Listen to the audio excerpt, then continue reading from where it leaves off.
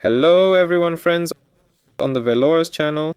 Today I will show you what to do if the Google Chrome search engine has changed to Yahoo. That's why we write go to Chrome, click on the three dots, settings, and pay attention to whether you have any unnecessary additions here, and accordingly extensions that could affect the search engine including Yahoo.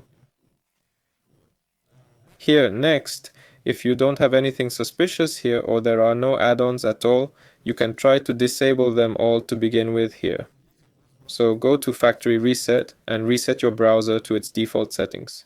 If that doesn't work, then we'll have to go to privacy and security, delete your browser history, and just clean up the browser itself. Choose everything. And here, respectively, select these two checkboxes and click delete information. Just be careful not to delete the information you need. Here and then, if this does not help, go to the search, write search engine. Here is the search engine. That's it.